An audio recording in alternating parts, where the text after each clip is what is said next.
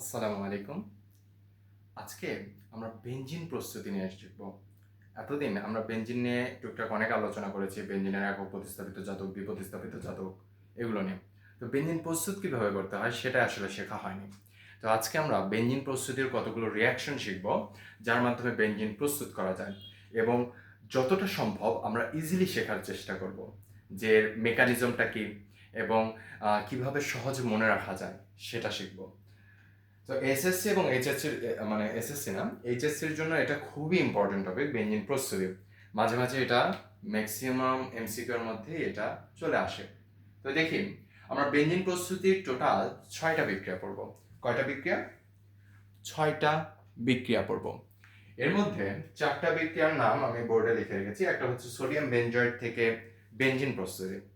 তো এই sodium benzoate থেকে যে বেঞ্জিন প্রস্তুত করব, এটাকে ডিকার্বক্সিলেশন বিক্রিয়া বলা হয়। কি বিক্রিয়া বলা হয়? ডিকার্বক্সিলেশন। আমরা এগুলোর নামও জানবো যে কেন ডিকার্বক্সিলেশন বিক্রিয়া বলা হয় ইত্যাদি। তো এই বিক্রিয়ার নাম ডিকার্বক্সিলেশন বিক্রিয়া। এবং এই বিক্রিয়ার আরো একটা নাম আছে, নামটা হচ্ছে ডুমা বিক্রিয়া। ডুমা বিক্রিয়া। এগুলো কিন্তু মাঝে মাঝে এমসিকিউ দিয়ে দেয় যে সোডিয়াম বেনজয়েড থেকে বেনজয়েড বিক্রিয়াকে কি বলা হয়, বা কোন বিক্রিয়ায় কে ডুমা বিক্রিয়া বলা হয়, ডুমা বিক্রিয়ায় কি তৈরি করা হয়, কি প্রস্তুত করা হয়, এই ধরনের কোশ্চেন। তো দেখি ডিকার্বক্সিলেশনের মাধ্যমে সোডিয়াম বেনজয়েড থেকে কিভাবে তৈরি করা হয়। তো সোডিয়াম বেনজয়েড জিনিসটা কি সেটা যদি আমি একটু বুঝি, দেখো, এই হচ্ছে আমাদের বেনজিন, তাই না? দেখতে খারাপ লাগলেও এই হচ্ছে আমাদের কি বেনজিন। তো বেনজিনের সাথে যখন আমরা কার্বক্সিলিক মূলক দেই সেটাকে আমি কি বলি? বেনজয়েক অ্যাসিড বলি, তাই না? তো ধরো, এই যে অ্যাসিড, সেটাকে আমি ক্ষারের মধ্যে চালনা করলাম, বা বেনজয়েক অ্যাসিডের মধ্যে আমি ক্ষার ঢেলে দিলাম, সোডিয়াম হাইড্রোক্সাইড বা কস্টিক সোডা দিয়ে দিলাম। তো এক্ষেত্রে কি হবে? এক্ষেত্রে সোডিয়াম হাইড্রোক্সাইড বা কস্টিক সোডার যে সোডিয়াম হাইড্রোক্সাইড সোডিয়ামে ভাঙবে এবং হাইড্রক্সিল হয়ে যাবে। এই হাইড্রক্সিলটা এই কার্বক্সিলিক অ্যাসিডের হাইড্রোজেনকে নিয়ে পানি তৈরি করবে, তাই না? এবং যে সোডিয়ামটা থাকবে, এখানে যে পজিটিভ চার্জের ঘাটতি পড়ে গেল, সেটা পূরণ করবে এই সোডিয়াম। তখন এই ব্যাপারটা হবে, এই বেনজয়েক অ্যাসিড থেকে সোডিয়াম বেনজয়েট তৈরি হবে। তো এই যে বেনজয়েক অ্যাসিডের কার্বক্সিলিক মূলকের হাইড্রোজেন প্রতিস্থাপিত হয়ে সোডিয়াম বসলো, সেই যৌগটাকেই বলবো আমি সোডিয়াম বেনজয়েট। ঠিক আছে? এইটা হচ্ছে আমাদের সোডিয়াম বেনজয়েট। তো দেখি সোডিয়াম বেনজয়েট থেকে কিভাবে বেনজিন প্রস্তুত করা যায়। তো আগেই আমি সোডিয়াম বেনজয়েট লিখে নেব। এটা হচ্ছে আমাদের সোডিয়াম বেনজয়েট। এটা কি? Sodium benzoate, sodium benzoate. তো এখন দেখো, আমাদের উদ্দেশ্য হচ্ছে বেনজিন প্রস্তুতি। তো বেনজিন প্রস্তুত করার জন্য আমাদের এই টোটাল মূলকটাকে সরে ফেলতে হবে, তাই না? তো এখন যদি আমি সরাতে চাই, তাহলে আমাকে কি দিতে হবে? এখানে সোডা লাইম দিতে হবে। কি? Soda lime. অর্থাৎ কস্টিক সোডার সাথে যদি ক্যালসিয়াম অক্সাইড অর্থাৎ চুন লাইম যুক্ত করি, সেটাকে বলা হয় সোডা লাইম, মানে soda plus lime, soda lime. এটার নাম হচ্ছে সোডা লাইম, সোডা লাইম। ঠিক আছে? তাহলে যদি যুক্ত করি তাহলে কি হবে, এবং এটাকে সামান্য তাপ দেই, তাহলে দেখো, এই সোডা লাইম এই উপরের যে মূলক, মানে হচ্ছে আমাদের কার্বক্সিলিক অ্যাসিড আর হচ্ছে সোডিয়াম, সেটাকে নিয়ে চলে যাবে। চলে গিয়ে কি তৈরি করবে? চলে গিয়ে বেনজিনটাকে রেখে যাবে। তো এটা তৈরি হবে বেনজিন প্লাস আর কি তৈরি হবে? দেখো, এখানে এটাকে নিয়ে চলে গেল সোডা লাইম, সোডিয়াম আছে একটা, এখানে আছে একটা, তাহলে সোডিয়াম হবে কয়টা? দুইটা সোডিয়াম। এবং দেখো, কার্বনের সাথে অক্সিজেন এখানে দুইটা, এখানে হচ্ছে একটা, তাহলে কয়টা? তিনটা। এবং তিনটা। আর এই যে হাইড্রোজেনটা আছে সেটা বেনজিনের কাছে চলে যাবে। তাহলে এটা কি হবে? Sodium carbonate. সোডিয়াম কার্বনেট আর ক্যালসিয়াম অক্সাইড তো থেকেই যাবে বিক্রিয়া শেষেও। তো বুঝছো ব্যাপার, যে সোডিয়াম বেনজয়েট সেটার সাথে সোডা লাইম বিক্রিয়া করে বেনজিন এবং হচ্ছে কি সোডিয়াম কার্বনেট তৈরি হবে। কিভাবে তৈরি হলো? এই সোডা লাইম, সোডিয়াম, দুইটা সোডিয়াম আর হচ্ছে কার্বনের সাথে 3টা অক্সিজেন, সোডিয়াম কার্বনেট। আর এই যে হাইড্রোজেনটা আমাদের ছিল, এই হাইড্রোজেনটা সেটা বেনজিনের মাথায় চলে গেছে এই প্রতিস্থাপনের মাধ্যমে। এবার একটা বেনজিন প্রস্তুতি বুঝলাম। তো এখানে দেখো, এখানে বেনজিনের মানে সোডিয়াম বেনজয়েটের মধ্যে কার্বন ছিল কয়টা? প্রতিটা কর্নারে 6টা কার্বন, আর হচ্ছে মাথায় অ্যাসিড মূলকের একটা কার্বন, তাহলে টোটাল কয়টা? 7টা কার্বন ছিল। কিন্তু পরবর্তীতে এই যে বেনজিন তৈরি হয়েছে সেখানে এই মূলকটা চলে গেছে না, তাহলে একটা কার্বন কমে গেছে, অর্থাৎ 6টা কার্বন হয়েছে। তো দেখো 7টা কার্বন থেকে 6টা কার্বন হয়েছে, মানে একটা কার্বন বাদ গেছে বা ডিলিট হয়েছে। তো এই ধরনের বিক্রিয়াকে বলা হয় ডিকার্বক্সিলেশন বিক্রিয়া।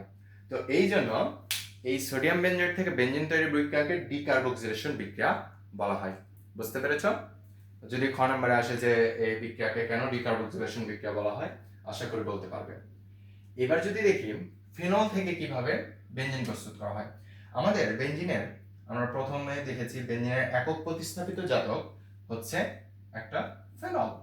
যদি বেনজিনের মাথায় হাইড্রক্সিল মূলক থাকে তাহলে আমরা সেটাকে কি বলবো? ফেনল বলবো। এটা কি? ফেনল। তো এই ফেনল থেকে বেনজিন তৈরি করতে আমার কি করা লাগবে? ফেনলের সাথে অক্সিজেন হাইড্রোজেন দুইটা আছে, তো অক্সিজেনকে বের করে দিয়ে এই হাইড্রোজেনকে এখানে রাখতে হবে, তাই না? শুধুমাত্র এই রাজ্য থেকে অক্সিজেনটাকে তুলে নিয়ে যেতে হবে। তো এই অক্সিজেনকে প্রচুর পছন্দ করে হচ্ছে জিঙ্ক। কি কে পছন্দ করে? জিঙ্ক। তো এই জিঙ্ক দেওয়ার মাধ্যমে আমার অক্সিজেনটা চলে যাবে এবং হাইড্রোজেনকে রেখে যাবে, অর্থাৎ জিঙ্কের সাথে অক্সিজেন চলে যাবে। আমরা যদি দেখি জিঙ্কের কিন্তু যোজনী 2, আবার হচ্ছে অক্সিজেনেরও যোজনী 2, তাহলে দুই হাত মিলে যাবে, অর্থাৎ এদের আমরা বিয়ে দিয়ে দেবো। দেখো তাহলে এখানে আমি জিঙ্ক পাউডার বা জিঙ্কের গুঁড়া দিয়ে দেবো। হ্যাঁ, আমরা ফেনলের মধ্যে জিঙ্কের গুঁড়া দিয়ে দেবো। এটা কি লিখলাম? গুঁড়া দিয়ে দেব এবং সেটাকে সামান্য পরিমাণ তাপ দেব। তাপ দেওয়ার মাধ্যমে জিঙ্ক এই অক্সিজেনটাকে উত্তেজনায় নিয়ে চলে যাবে, তাহলে রেখে যাবে হাইড্রোজেন। এটা তৈরি হবে কি? বেনজিন। এবং জিঙ্ক অক্সিজেনটাকে নিয়ে যাওয়ার মাধ্যমে কি তৈরি হবে? Zinc oxide. বোঝা গেছে? তাহলে ফেনলের সাথে জিঙ্কের পাউডার বা জিঙ্ক গুঁড়া দিয়ে যদি তাপ দেই তাহলে বেনজিন এবং জিঙ্ক অক্সাইড পাওয়া যাবে।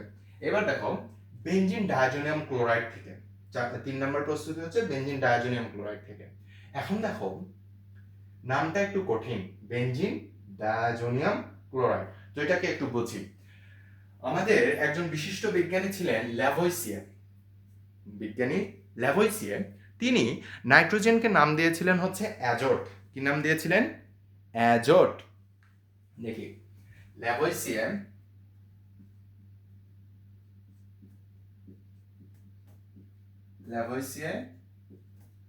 নাইট্রোজেনকে নাম দিয়েছিলেন কি? অ্যাজোট। অ্যাজোট নাম দিয়েছিলেন।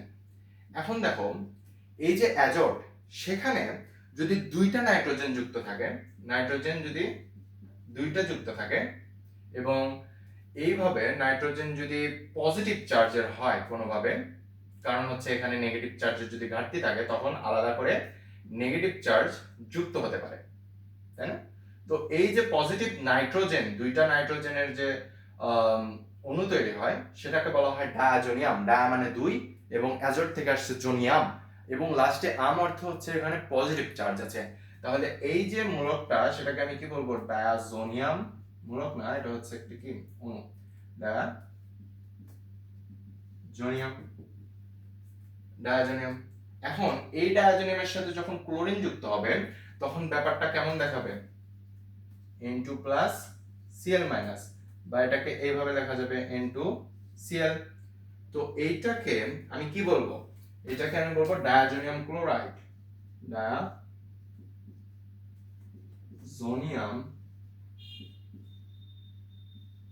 ক্লোরাইড বলবো। বুঝতে পারছো?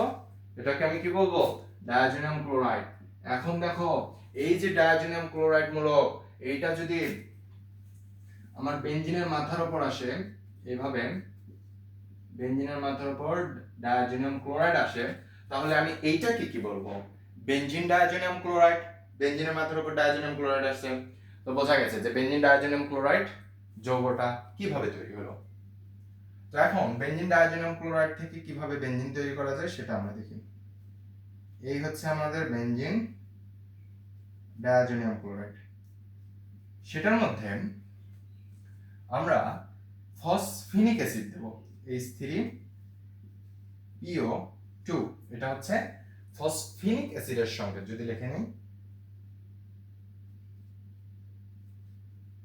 ফসফিনিক অ্যাসিড, এবং তার মধ্যে সামান্য পানিও দেব। পানি দিয়ে যদি কপার আয়নের উপস্থিতিতে যদি আমি তাপ দেই, তাহলে আমি সেটা কি পাবো, সেটা দেখো ব্যাপারটা হয় কি। এক্ষেত্রে এই যে পানি,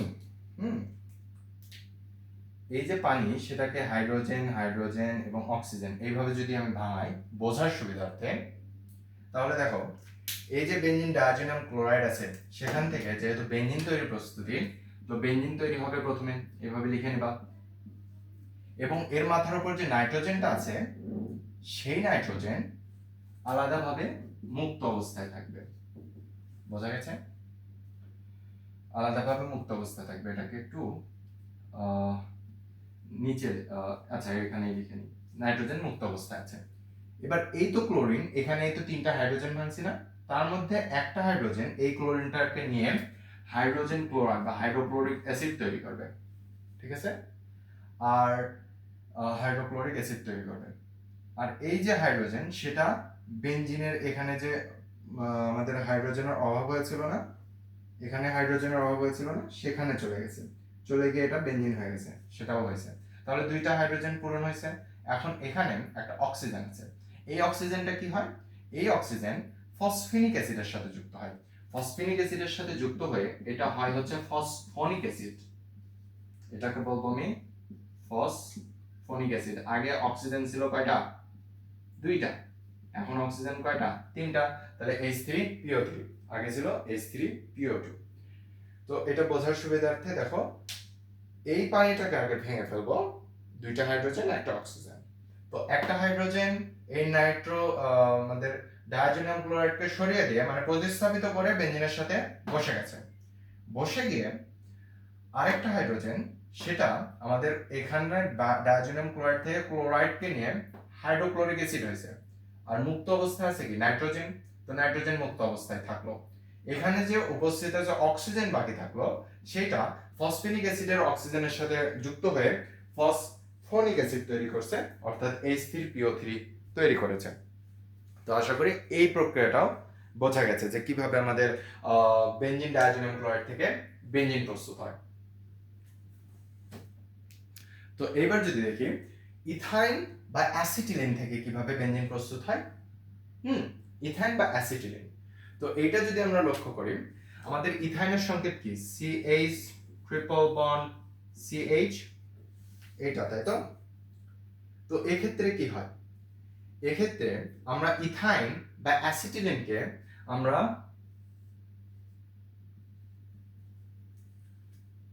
লৌহতপ্ত নলের মধ্যে দিয়ে চালনা করি, অর্থাৎ লোহার পাইপ আছে না, যদি খাঁটি বাংলা বলি, লোহার পাইপের মধ্য দিয়ে আমরা ইথাইনকে ঢুকিয়ে দেব, এবং শুধু লোহার পাইপ হলে চলবে না, সেটাকে উত্তপ্ত হতে হবে। কত তাপে উত্তপ্ত হতে হবে? 450 ডিগ্রি সেলসিয়াস তাপমাত্রায়। 450 ডিগ্রি সেলসিয়াস তাপমাত্রায় লৌহতপ্ত পাইপের মধ্য দিয়ে যদি ইথাইনকে চালনা করি, তাহলে সেটা কি হবে? সেটা বেনজিনে পরিণত হবে। কিভাবে বেনজিনে পরিণত হবে দেখাচ্ছি।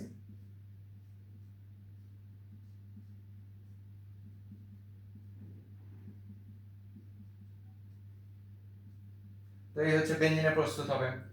তো এখানে ব্যাপারটা কি হয় দেখো, এখানে হচ্ছে 2টা কার্বন, কিন্তু বেনজিনে হচ্ছে 6টা কার্বন। তাহলে এখানে আমাদের বেনজিনের সমতা করার জন্য 3টা কার্বন লাগবে, মানে 3 দুগুণ 6টা কার্বন। তো দেখো এখানে 3টা ইথাইন মিলে একটা বেনজিন তৈরি হচ্ছে। তাহলে যদি একটা ইথাইন হচ্ছে মনোমার হয়, তাহলে 3টা ইথাইন মিলে যেহেতু বেনজিন তৈরি হচ্ছে, তাহলে বেনজিন হচ্ছে ইথাইনের ট্রাইমার, তাই বলা যাবে। তো যদি আমি লিখে রাখি যে আমাদের বেনজিন কি? ইথাইনের প্রাইমার, ইথাইনের প্রাইমার, এবং ইথাইন হচ্ছে বেনজিনের কি? মনোমার। ইথাইন বেনজিনের মনোমার, তাই তো?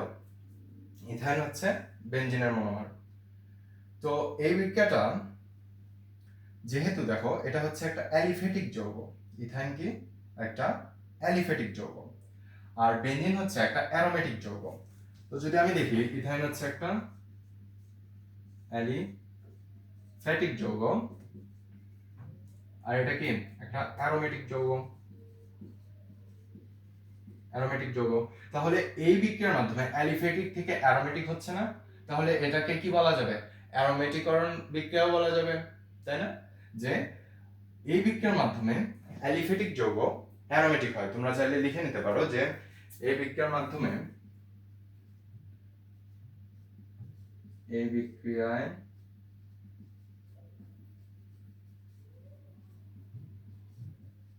অ্যালিফেটিক যৌগ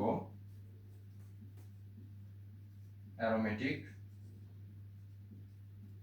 হয়। বোঝা গেছে?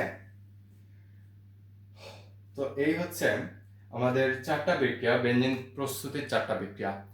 তো প্রথম বিক্রিয়াটা হচ্ছে আমাদের সোডিয়াম বেনজয়েড থেকে ডিকার্বক্সিলেশন বা ডোমা বিক্রিয়া, 2 নম্বর হচ্ছে ফেনল থেকে, আর হচ্ছে 3 নম্বর বেনজিন ডায়াজোনিয়াম ক্লোরাইড থেকে, আর 4 নম্বর হচ্ছে ইথাইন বা অ্যাসিটিলিন থেকে। আশা করি তোমরা বিক্রিয়াগুলো বুঝতে পেরেছ।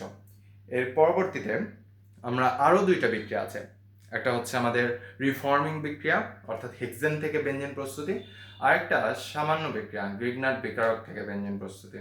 তো সেটা নিয়ে আমরা পরবর্তী ক্লাসে আলোচনা করবো ইনশাআল্লাহ। আসসালামু আলাইকুম।